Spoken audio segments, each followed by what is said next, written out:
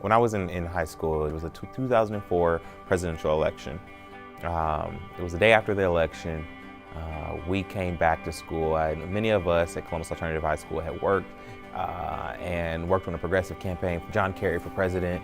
And it was after the Iraq War, and so we were wondering, how could we have not won this election? This is our first time really engaging in the political process, and we lost. And we didn't know why. But then we saw reports on TV that in Cleveland, folks stood in line for 10, 12, 14 hours to vote, some not even being able to vote. And that really troubled us.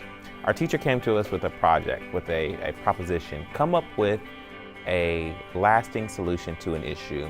So, and her example was, if your issue is hunger, don't just have a food pantry, because that's not sustainable. That's not that's not a lasting effect. If you stop working on it today, it won't be around. So she said, come up with something that will have lasting effect.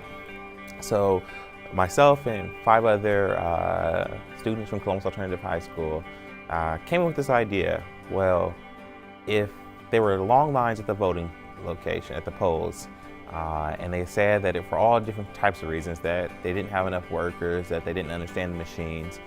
We're younger, we understand new technology.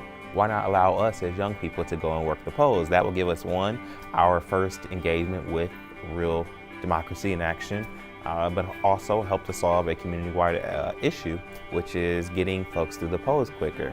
And so we worked with a local group called Kids Voting in Central Ohio. We drafted a bill that would allow for high school seniors to have an excused day off on election day and to get paid to work at the polls as election workers, 17 and up. We went and then lobbied the Ohio State Legislature, and the person that we got to sponsor our bill, and she was not easy to get support from, was then Representative Joyce Beatty at the State House.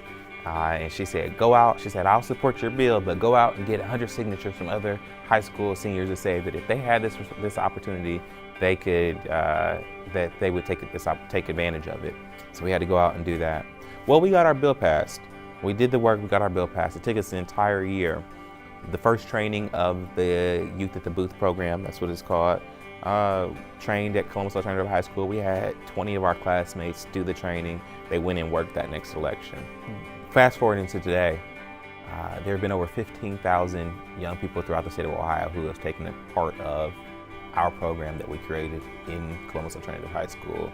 Never would I have known that we would have had that type of impact. But what that taught me is that a small group of people can make change. If you work towards it, we have the best political environment where you can actually get things done.